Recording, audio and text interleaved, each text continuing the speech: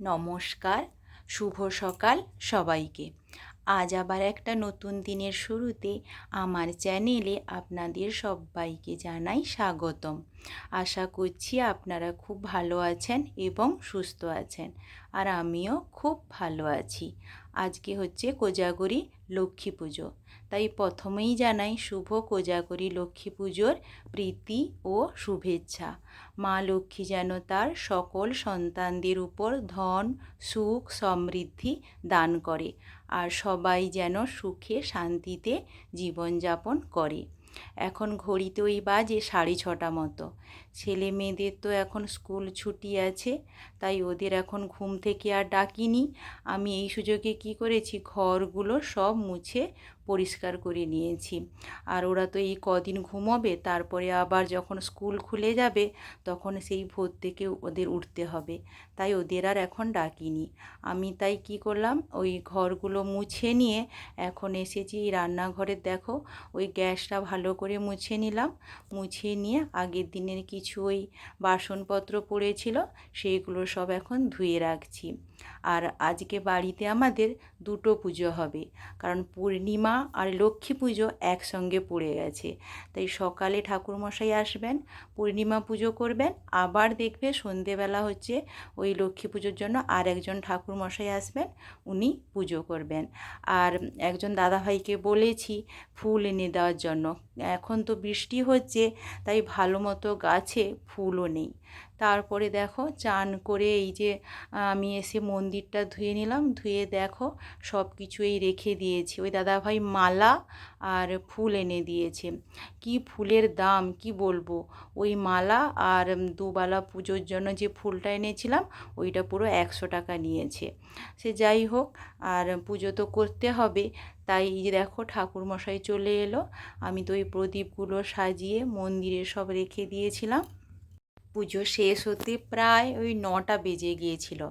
আজ কিন্তু কোনো রান্নার তাড়া নেই, কারণ আজ এক জায়গায় মানে একটা ছোট ছেলের মুখে ভাতে আমাদের সবার নিমন্ত্রণ আছে। তাই পুজোটা শেষ হলে আমরা ওই জল খাবার খাবো, রান্না করার কোনো তাড়াহুড়ো নেই।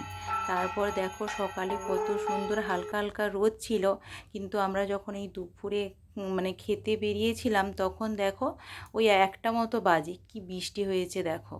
আর কি সুন্দর প্যান্ডেলটা সাজিয়েছে দেখো। এটা হচ্ছে অর্চিস মানের শুভ অন্নপ্রাশন। তাই প্রথমে আমরা ঢুকে ঠাকুর দর্শন করলাম। ওদের হচ্ছে জোড়া কার্তিক মানে কার্তিক ঠাকুর পুজো করেছে, আর হচ্ছে ওই ষড়ভুজ ঠাকুর হয়, ওটা ছিল ওর মানত করা ছিল, সেটাই পুজো হচ্ছিল। ওরা নিচে কিন্তু কোনো প্যান্ডেল করেনি, কারণ এটা ছিল বর্ষাকাল, তো কখন কি হবে ঠিক নেই, তাই ওরা একেবারে উপরেই খাওয়ার ব্যবস্থা করেছিল। দোতলায় এই যে কি সুন্দর সাজিয়েছে দেখো। এখানে তার দিদিমা প্রথমে তার মানে ছোট বাচ্চাটিকে ভাত খাওয়ালো, তারপরেই তার মা খাওয়াচ্ছে, আর বাচ্চাটি তো ভীষণ কাঁদছিল। তারপরে দেখো আমরা ছাদে চলে গেলাম সবাই খাওয়ার জন্য। প্রথমে ওই ফ্রাইড রাইস আর হচ্ছে পনিরের তরকারি দিয়েছিল, তারপর ওই অনেক রকমের তরকারি ছিল, আর শেষে ছিল ওই দই, পাঁপড়, মিষ্টি, অনেক রকমের সবজি হয়েছিল। খাওয়া দাওয়া শেষ করে এসে দেখো বিকেলে চান করে নিয়েছি। চান করে এখন দেখো রাতে পুজোর জোগাড় করছি। আর সকালে কিছুটা ফুল আছে, আর গাছে এই কটা ফুল হয়েছিল, ওইগুলো এখন গাছ থেকে তুলে রেখে দেবো পুজোর জন্য, কারণ ঠাকুরমশাই বলেছে আসতে ওনার 10টা মতো বেজে যাবে। তাই ভাবলাম সব কিছু জোগাড় করে রেখে দিই, পরে তখন মানে শুধু ফলটা কেটে দিলে হয়ে যাবে। তারপর দেখো একেবারে চলে এলাম সন্ধেবেলা। সন্ধেবেলা দেখো শাশুড়ি মা বলছে তুমি আলতাটা পরে নাও, তাই আমি বসে দেখো এই যে আলতা পরছি। আলতা পরতে তো আমার খুবই ভালো লাগে। তারপরে মেয়েকেও পরিয়ে দিয়েছিলাম। আর লক্ষ্মী পুজোতে আলতা না পরলে হয়? আর হচ্ছে ওই যে পৌষ আর মাঘ মাসে যে পুজো হয়, ওই প্রত্যেক বৃহস্পতিবার, তাতেও আমরা আলতা পরি। আর আমি যদি না পরি না, আমার শাশুড়ি মা কিন্তু ভীষণ বকা দেয়। এমনিতে আলতা পরতে খুবই ভালো লাগে, আর পরলেও দেখতে খুবই ভালো লাগে। ঠাকুরমশাই তো আসবে বলেছেন ওই 10টার দিকে, তাই ভাবলাম যে একটু খাওয়ার ব্যবস্থাটা করে রেখে দিই, কারণ পুজো শেষ হতে সেই 10:30 11টা বেজে যাবে, আর তারপরে তো ছেলে মেয়েদের খিদে পাবে, তখন খাওয়ার জন্য খুবই তাড়াহুড়ো করবে। তাই ভাবলাম যে রাতে বানাবো আজকে হচ্ছে ওই ছোলার তরকারি আর হচ্ছে পরোটা। তাই আটাটা মেখে রাখছি আগে থেকে, ওটা পরে ভাজবো, তাই ছোলাটা আগেই সিদ্ধ করতে বসিয়ে দিলাম। আর দেখো এদিকে ওই ঠাকুর মশাই চলে এসেছে পুজো করার জন্য, আর তখন ওই 10:30 মতো বাজে।